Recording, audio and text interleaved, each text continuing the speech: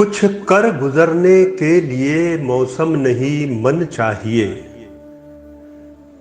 कुछ कर गुजरने के लिए मौसम नहीं मन चाहिए। साधन सभी जुट जाएंगे, संकल्प का धन चाहिए। सच ही कहा गया है, खामोशी से मेहनत करके कामयाबी का इतिहास रचने वाले, दिए की तरह जलकर मानवता का प्रकाश रचने वाले और एहसास की जगह पर सच्चा विश्वास रचने वाले महामानव बिरले होते हैं। उन्हें विपरीत में उतर जाने का हुनर आता है। वे स्वयं रचना जानते हैं और रचने का मूल्य भी पहचानते हैं।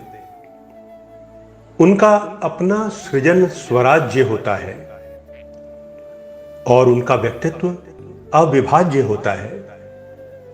औरों के लिए कहना ही नहीं, जीना भी उन्हें आता है। आंच में तपकर कुंदन की तरह निखरना और चटकती धरती पे फव्वारों के घर पैदा करना उनका मिशन होता है। प्रेरणा देने वाली वेदना उन्हें लुभाती है। कठिनाई उनका रास्ता खुद बनाती है। औरों को कुछ देने के लिए उनकी पूरी उम्र भी कम होती है। देने की कला से वे अपने परिवेश को समृद्ध करते हैं। सारी दुनिया से अनुभव संचित कर जिज्ञासुओं की प्यास बुझाना और अपने पीछे सीखने की ललक की विरासत छोड़ जाना एक बारगी उनके जीवन का ध्येय ही बन जाता है। लेखनी और व्यक्तित्व की छाप और उनके ताप से निखरे एक ऐसे ही महान व्यक्तित्व को स्वराज्य प्रसाद त्रिवेदी के नाम से हम जानते हैं। साहित्य और साहित्यिक पत्रकारिता के संधान और साधारण में छुपे असाधारण की पहचान के त्रिवेदी जी प्रतिमान बन गए। कवि, कथा लेखक और नाट्य शिल्पी के नाते देखें या कर्मठ पत्रकार और संपादक के रूप में उन्हें निहारें, हर कोण से उनका अवदान अद्भुत प्रतीत होता है। उनके संवेदना शिक्त व्यवहार में चुंबकीय आकर्षण था। वह किसी अपरिचित को भी स्नेह सूत्र में बांध लिया करते थे। पत्रकारिता उनके लिए तपस्या की पर्याय थी और लेखन उनका समग्र उनकी जीवन साधना का प्रतिबिंब बन गया। त्रिवेदी जी ने पत्रकारिता के मूल्य मानकों से कभी समझौता नहीं किया। आजादी की लड़ाई भी लड़ी, अभिव्यक्ति की आजादी के लिए भी कठोर संघर्ष किया और अदम्य इच्छा शक्ति का परिचय देते हुए पद, पैसा, प्रतिष्ठा की दौड़ से दूर रहकर निष्काम अक्षर योगी के रूप में अपनी धरोहर छोड़ गए। पत्रकारीय शुचिता के प्रति उनकी लगन सचमुच अनोखी थी। उनकी लेखनी समय और समाज के मर्म का उद्घाटन करती रही। वह जन और जीवन से सीधे संवाद करती रही। गागर में सागर और सागर में मोतियों के समान उनका भाव व विचार, वैभव, शब्द, बोध और शोध की प्रेरणा देता है। छत्तीसगढ़ पत्रकारिता की संस्कार भूमि और कर्म भूमि भी है। इतिहास गवाह है कि सन 1900 में पिंडरा रोड से पंडित माधवराव सप्रे ने मासिक पत्रिका छत्तीसगढ़ मित्र का प्रकाशन कर यहां पत्रकारिता की नींव रखी थी।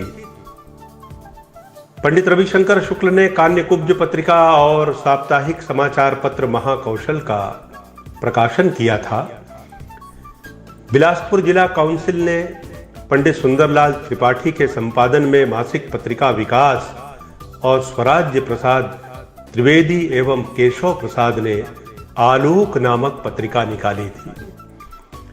इन सभी ने छत्तीसगढ़ के स्वतंत्रता आंदोलन सहित यहाँ के साहित्य और समाज की समृद्धि के लिए अभूतपूर्व योगदान दिया।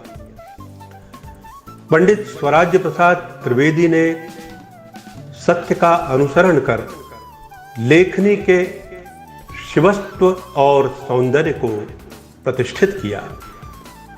पाठक के विवेक को दीप्त करने और उनके चिंतन को उद्बुद्ध करने की अचूक क्षमता ने त्रिवेदी जी की पत्रकारिता की भूमि को समाधान मूलक बना दिया। भग्न आस्थाओं और खंडित विश्वासों के बीच मानवीय भावधारा को जीवंत बनाए रखना कोई साधारण बात नहीं है, किंतु पंडित स्वराज्य प्रसाद त्रिवेदी जी ने अपनी लेखनी के माध्यम से इस असंभव को संभव कर दिखाया। 1 जुलाई 1920 को जन्मे पंडित स्वराज्य प्रसाद त्रिवेदी जी ने जीवन के 16वें वसंत के साथ पत्रकारिता की कठिन डगर में कदम रखा और संयोग कि उनका जीवन भी अत्यंत संघर्षपूर्ण रहा। सन 1936 में रायपुर से प्रकाशित मासिक आलोक का संपादन प्रारंभ किया। 1942 में रायपुर से ही प्रकाशित अग्रदूत में संपादन सहयोगी और सही माने में राष्ट्रीय चेतना के अग्रदूत भी बन गए। विचारोत्तेजक आलेख लिखने के कारण उन्हें अंग्रेजों का कोपभाजन और दमन का शिकार बनना पड़ा। पंडित त्रिवेदी जी ने रायपुर से प्रकाशित साप्ताहिक महाकौशल का संपादन वर्ष 1946 से प्रायः 4 वर्ष तक किया। 1951 में जब महाकौशल छत्तीसगढ़ का प्रथम दैनिक समाचार पत्र बना तो उसके प्रथम यशस्वी संपादक भी पंडित स्वराज्य प्रसाद त्रिवेदी जी ही बने। त्रिवेदी जी वर्ष 1954 से लेकर 1978 तक शासकीय सेवा में भी रहे। जनसंपर्क अधिकारी से लेकर उप संचालक तक के पदों को उन्होंने सुशोभित किया। शासकीय सेवा के दौरान भी उनकी आत्मा पत्रकारिता के मूल्यों की पड़ताल करती रहती थी। उनकी रगों में, उनकी नसों में पत्रकारिता बसी हुई थी। दरअसल उनके भीतर का पत्रकार उन्हें बेचैन करता था, उनके भीतर बेकली पैदा करता था कि जो कहा जाना चाहिए और इस वक्त की जो मांग है वो पूरी हो, जो कहा जाना चाहिए अनकहा न रह जाए। शायद यही कारण है कि सेवानिवृत्ति के बाद वे पुनः 1979 से 1982 तक दैनिक महाकौशल के संपादन का गुरुतर दायित्व वहन करते रहे।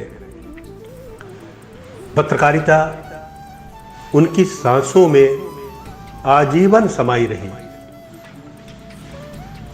सर्वविदित है कि वे छत्तीसगढ़ के स्वतंत्रता संग्राम सेनानी भी रहे। त्रिवेदी जी ने तो अपनी लेखनी से घोषणा ही कर दी थी कि बलिपथ का इतिहास बनेगा, बलिपथ का इतिहास बनेगा।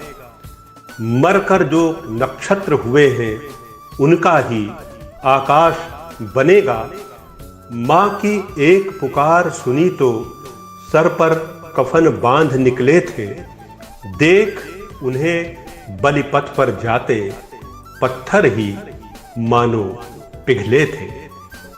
पंडित स्वराज्य प्रसाद त्रिवेदी जी ने अपनी रचनाओं में भव्य भाव जगत की कल्पना की है।